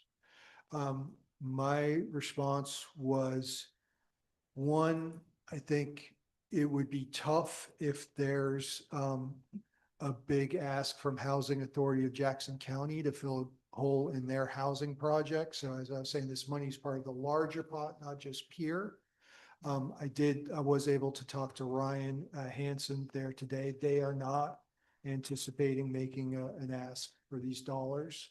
So I think it's conceivable that we could be competitive for that ask. I think the bigger challenge is the time frame. It was a tight time frame. When we were last talking about the business incubator, we're 6 months further down the line. But I apologize that this gets so complicated, but that's the world we live in. So the program as a whole, the original deadline to complete the whole of the ReOregon program is January or February of 2029. They have approval from HUD to continue another 3 years beyond that, but they don't necessarily have the funding to staff the program for those additional 3 years. So at this point, they're saying they still only want to look at projects that can be completed by that February 2029 deadline. Which, and they consider, the last time we talked to them, they consider being completed, being in place and also accomplishing performance measures, some quantity of the performance measures. So that means to me is you've got to be in place and operational as a business incubator for at least 6 months to serve folks and show that you're meeting those performance measures. All that to say, I think it's worth throwing our hat in the ring for the business incubator if you all would like us to. If they are willing to say that the performance measures could be met in this extension period that they have. If they're not willing to say that, then I think it's sort of dead on arrival. In terms of other things that make sense for us to ask for, possibly in addition to or instead of those requests would be, our contingency is a little bit low at this point in the infrastructure project. So I would like to ask for at least $200,000 for that project. If they're willing to let us go up to 15% contingency, we could ask for $400,000. I think we could also ask for some economic planning money. Either an economic opportunities analysis that would set us up to bring in TA4 as light industrial if the other routes that we've been looking at weren't successful. I think we could also potentially ask for them to pay for the urban renewal plan. I think the planning money is one of the places that they can be pretty flexible. Why don't I stop there and let you all. There was one other thing that was mentioned earlier today, and that is also looking at ways that we could incentivize or build infrastructure around those core downtown properties that you mentioned in an earlier meeting, just as a means of perhaps. I mean, I know one other organization is going to be looking for additional grant money and additional loan money, forgivable loan money as part of a request. So knowing that, that may be something that'll be provided for out of this additional 5 million, it would be a great complement to do some kind of like put in all the sidewalks, put in all the aprons or whatever would incentivize their offset SDCs, whatever ideas would be allowed, in addition to the fact that they could access, if approved, liquid funds to use for their project and to get the downtown area going. If I could mention, I think, and it didn't occur to me earlier today, I think that may be a challenge from an environmental review standpoint. Particularly infrastructure, right? That area was not in the footprint of what we've put through environmental review. I think any kind of ground up development may be a challenge for ready to fund with this money. They could probably fund tenant improvements. But anyway, I think anything that's got a foundation to it is going to be challenging on the time frame. Even infrastructure say setting aside that somebody would borrow money for a build, building infrastructure, would that cause environmental for us to, if we were doing everything around those properties to help them offset some of their costs, that would also trigger environmental? I don't know about I think an SDC, funding SDCs. I don't know the answer about funding SCCs, but building frontage improvements would be a real challenge. That's good to know. Sorry. Counselor I- Penamara? Yeah, it's really point of information. Which project? I missed which project you're talking about. Just talking about those 3 properties that start with a pizza oven that Oh, go okay, okay. downtown and Mhm. just getting With you, those with you. moving along. Counselor Greider? Could you briefly, for those of us that are newer, explain what is included in the business incubator idea? Yeah, well,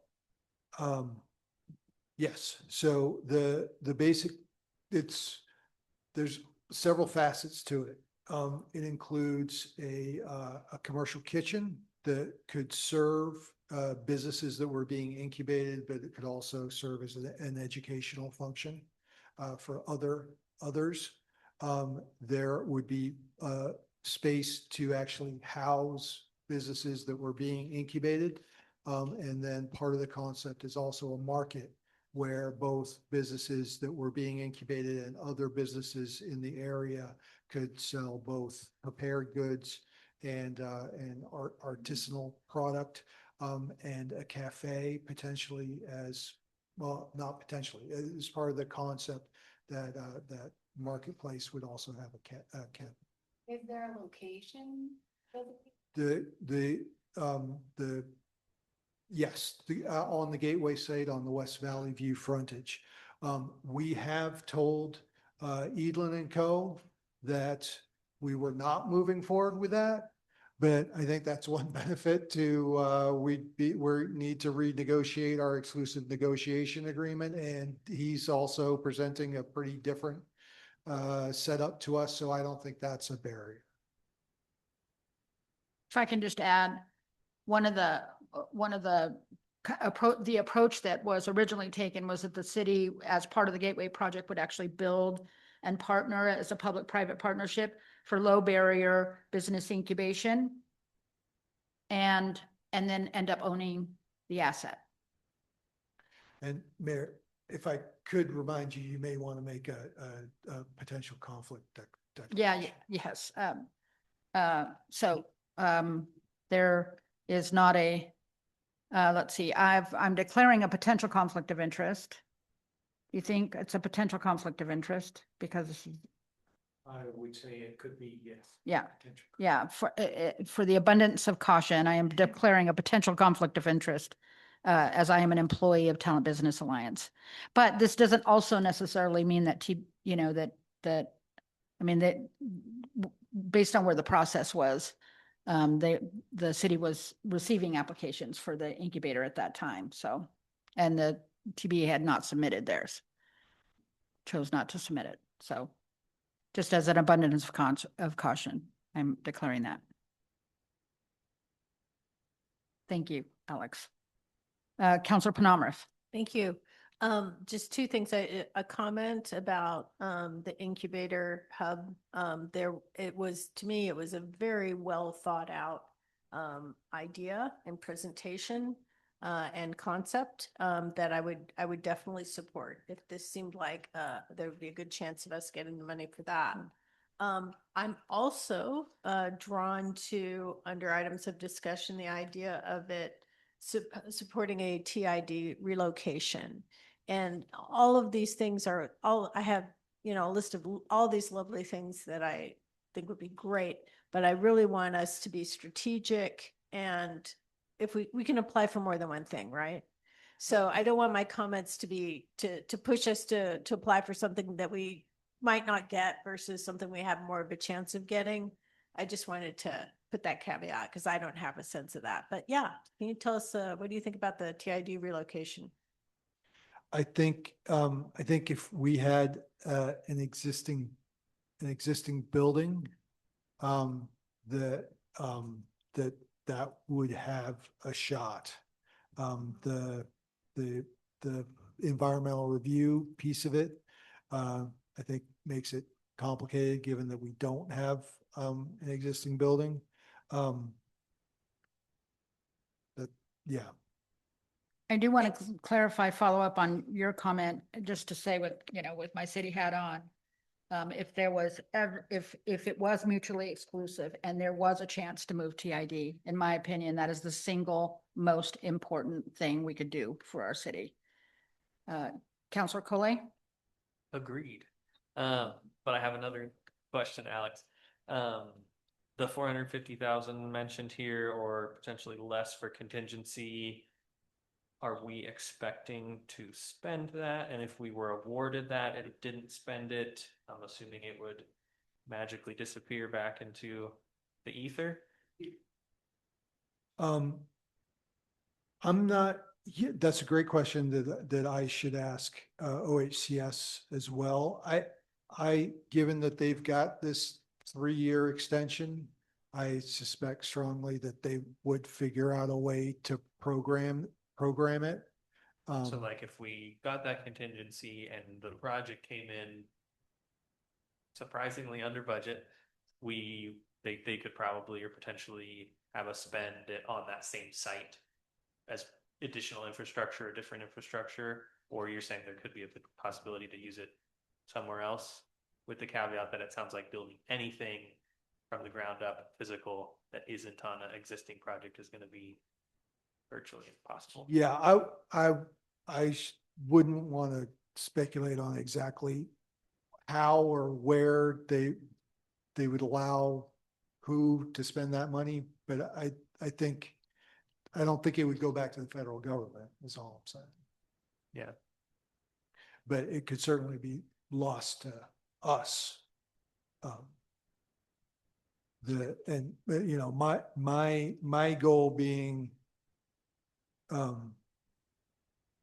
if we are facing, cost overruns, I don't see the city coming up with any money. So,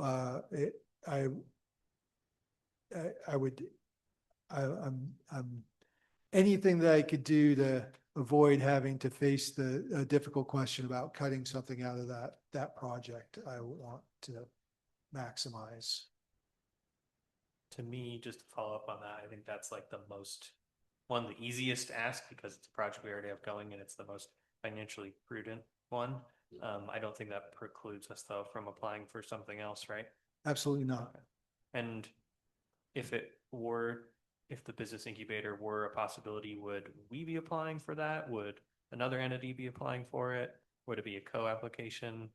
It would be the city. Okay. Be the city. But this is only open to the subrecipients, Right. and the subrecipients are Ivy Can Do, the City of Talent, the City of Phoenix, the Fire Department in Applegate, and So Ready. Those are the only And the Housing Authority. and the Housing Authority, right? Gotcha. I thought they applied for reorgan housing money, though. Well, yes. Did they it get peer but- funding? But no, so this isn't just, it's not only peer subrecipients, it's Oh. open to reorg. That's and right. so Right. Thank you for that clarification. I'd forgotten that piece. But they said they were not applying. Correct. Yeah, Correct. I do know that everybody else is.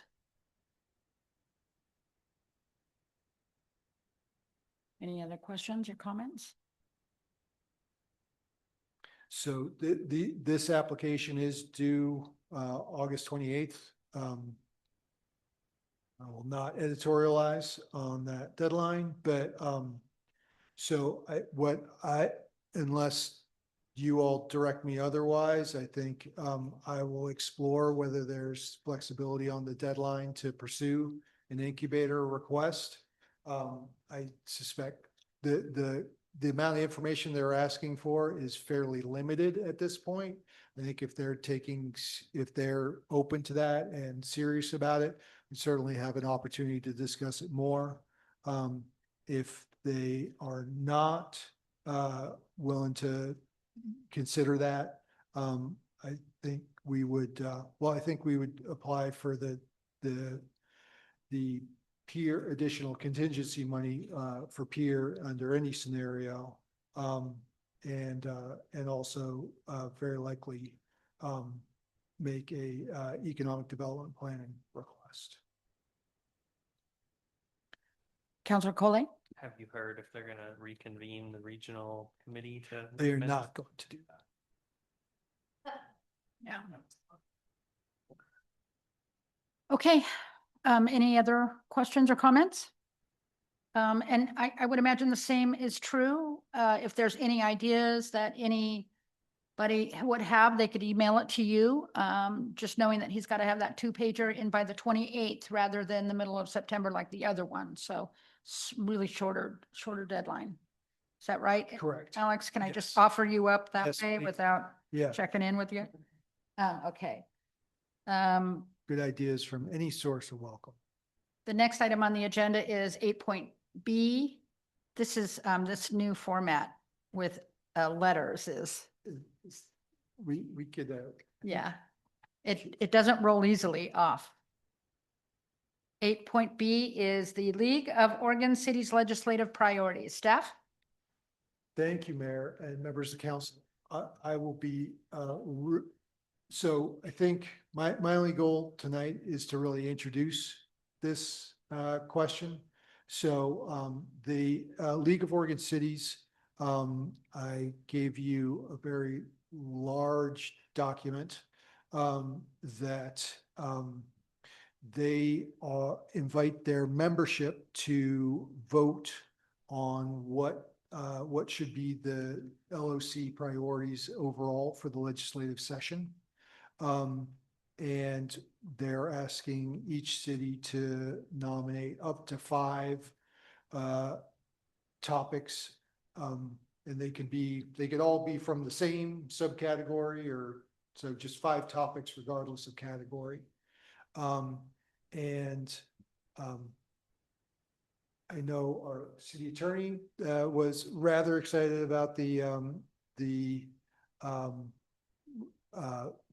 making some corrections to public meetings law and clarity about public meetings law, given the amount of resources, time, and legal resources we put into responding to what are, in my mind, somewhat frivolous complaints.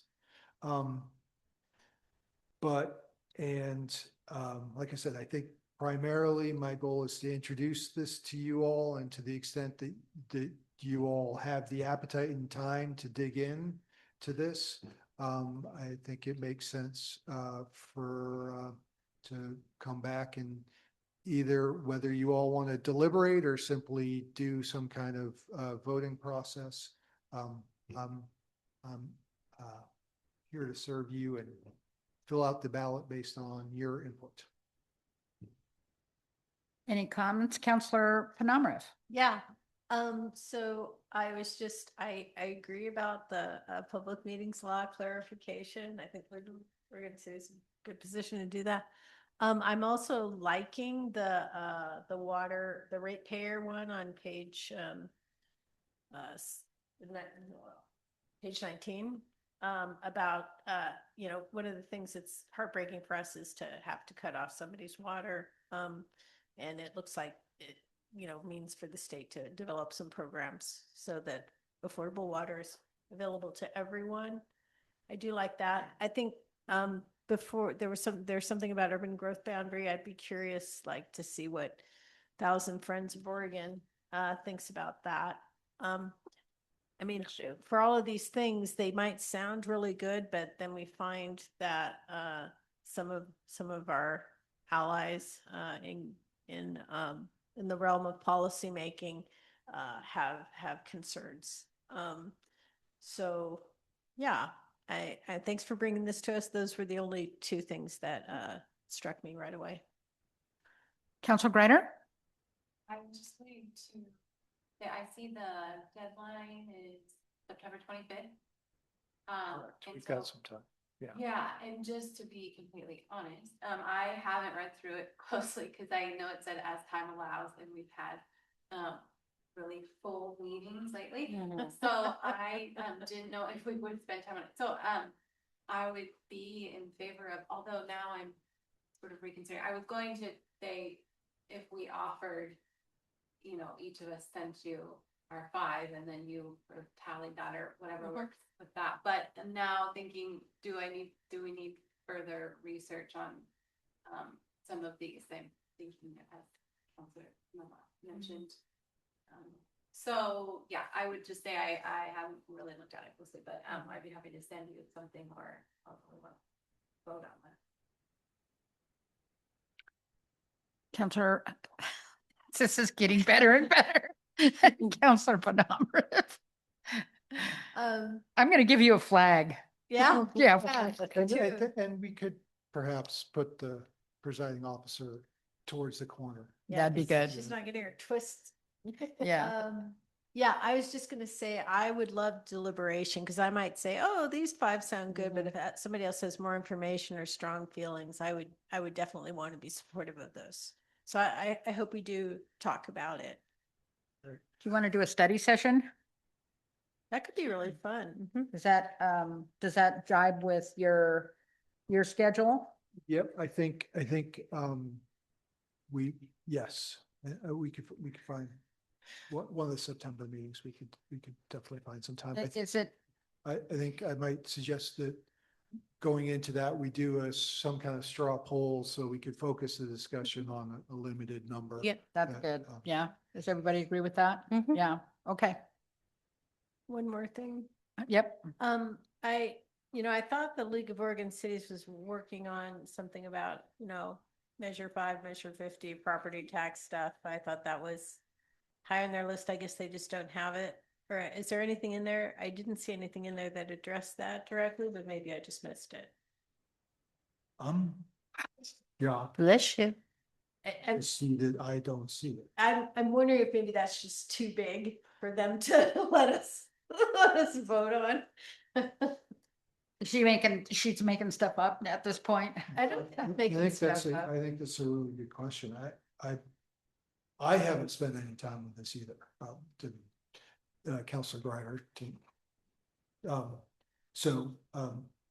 Yeah, I'm shocked to not see it. So I think it's a good question to understand from them why not. If we're just throwing in, I appreciate the infrastructure funding. I wouldn't mind seeing that on the short list for consideration.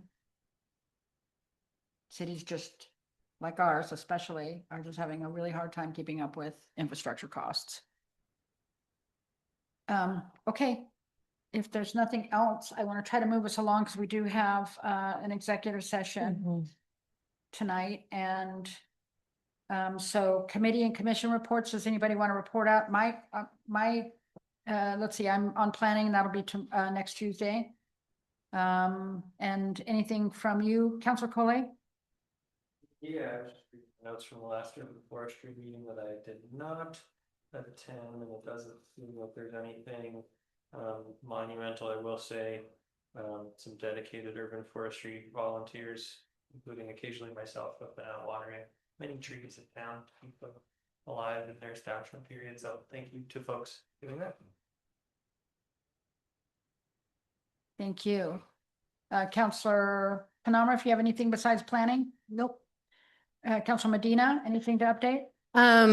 I found out that there's going to be an organization, if the name slips off of the top of my head, but the goal is to get more civic engagement in our youth. So specifically, like not necessarily just relying on, kids learning government procedures and things like that in the classroom, but inviting them out, speaking at council meetings, maybe doing a project in combination with the city to give back to the community. So right now, it's like in the very beginning stages. They're definitely gonna go forward with it, but they're just putting the framework down. So I'm gonna keep my eye on it because that sounds like something that the high school's right next door and we could benefit from something like that. We keep talking about more engagement, so let's get our youth engaged. How fun. Yeah. Counselor Greider, anything from you? I had a sort of question. Together for Talent wasn't able to make their meeting in September. And I was really grateful that a staff person was able to go. And so, and based on that email that you sent out, Alex, was that just because there wasn't a liaison or council liaison there, or is that something that will be happening regularly? And then I'll just say that just Together for Talent is really focused on their recycling event. So everyone just continue to spread the word on the 19th from 9 a.m. to 1 p.m. So yes, given the loss of the city recorder and that being sort of a clear point of contact for all the committees, my plan is to have a clear point of contact for each committee to have a staff member. I haven't said that we've, gotta be at every meeting, but the goal is to be at most. That's a neat idea, Alex. And I think you're, not assigned at this point, so. Do you have anything you want to input? Okay. So the next item on the agenda. Sorry, y'all. Is the executive session probably, right? Does anybody have any other, do you want to go through the look ahead and we'll just skip otherwise? Yeah, go ahead.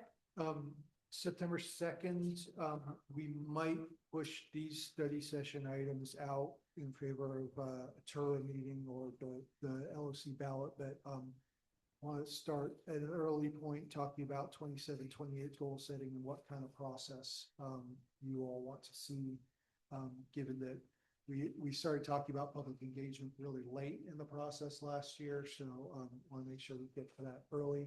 We owe you all to revisit our approach to Highway 99 annexation. So those may be pushed, but the items that are for sure next time is a public hearing on Camelot's sign variance request appeal.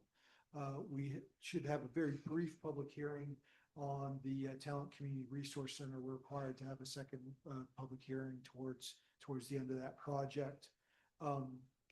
I definitely want to get back that code cleanup on the Economic Development Commission ordinance.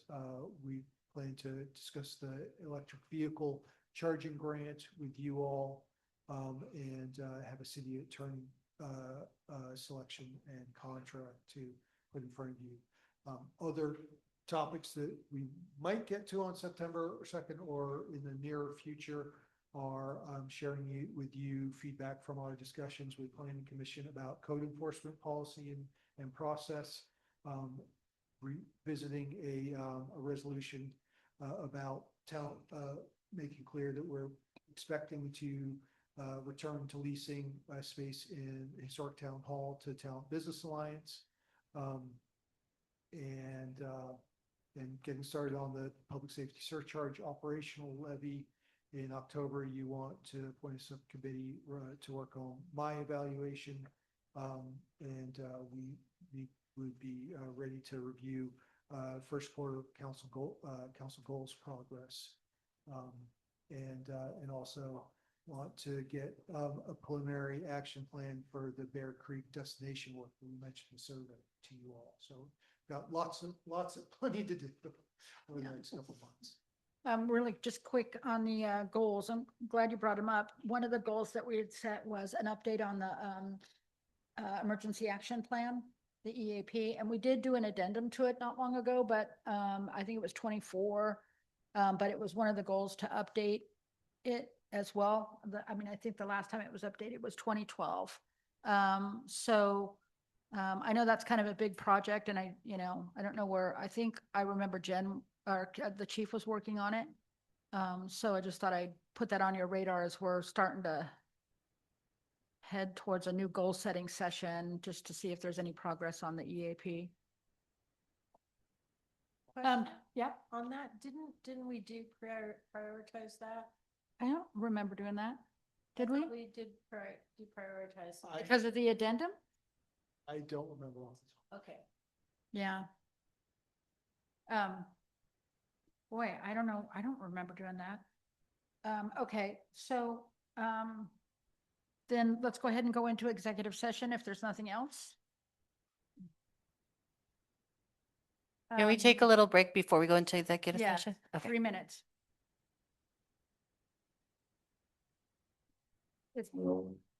I say 3 because you never get back in time anyway, so. You like that way? Yeah. There's only 2 stalls in the women's room, okay? No, go all the way down to the end. Go all the way down to the end. The secret, The mayor's bathroom.